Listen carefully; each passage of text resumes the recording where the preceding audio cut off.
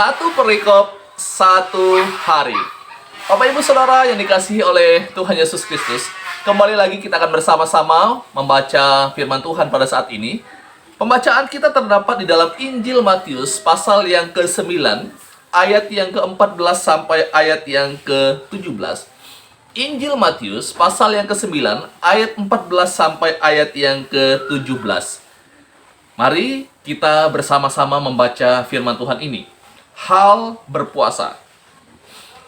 Kemudian datanglah murid-murid Yohanes kepada Yesus dan berkata, "Mengapa kami dan orang Farisi berpuasa, tetapi murid-muridmu tidak?" Jawab Yesus kepada mereka, "Dapatkah sahabat-sahabat mempelai laki-laki berduka cita selama mempelai itu bersama mereka? Tetapi waktunya akan datang, mempelai itu diambil dari mereka, dan pada waktu itulah mereka akan berpuasa. Tidak seorang pun menambalkan secari kain yang belum susut pada baju yang tua. Karena jika demikian, kain penambal itu akan mencabik baju itu, lalu makin besarlah koyaknya. Begitu pula anggur yang baru tidak diisikan ke dalam kantong kulit yang tua. Karena jika demikian, kantong itu akan koyak sehingga anggur itu terbuang dan kantong itu pun hancur. Tetapi anggur yang baru disimpan orang dalam kantong yang baru pula. Dan dengan demikian terpeliharalah kedua-duanya." Bapak Ibu Saudara yang dikasihi oleh Tuhan Yesus Kristus, dari pembacaan yang kita baru saja baca pada saat ini berbicara tentang hal berpuasa.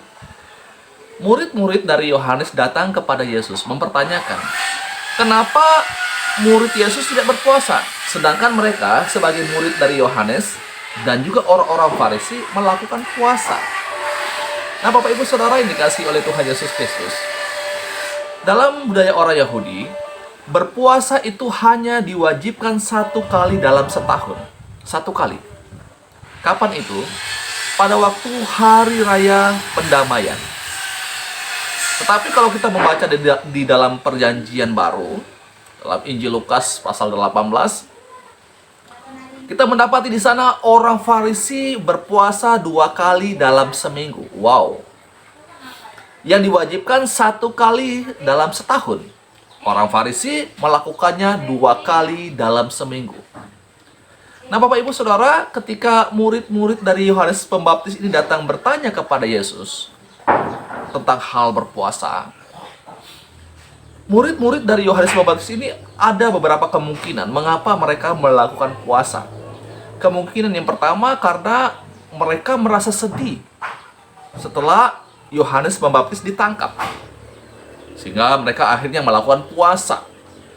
Kemungkinan yang kedua, mereka berpuasa karena mereka melihat orang-orang Farisi melakukan puasa, sehingga mereka juga akhirnya ikut dari tradisi itu.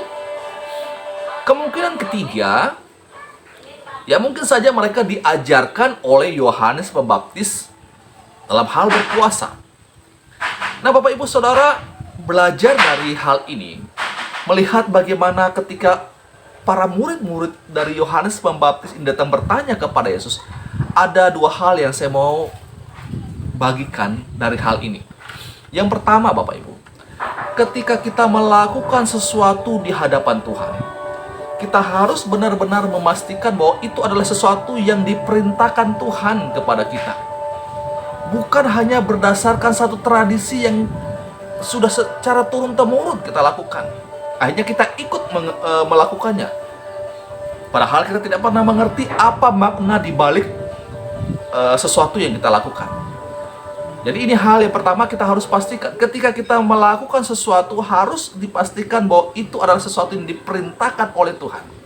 Kalau kita lihat di dalam kisah ini, sepertinya puasa yang disebutkan oleh murid-murid Yohanes Pembaptis ini bukan suatu puasa yang diwajibkan, tetapi mungkin saja itu adalah satu tradisi yang mereka lakukan.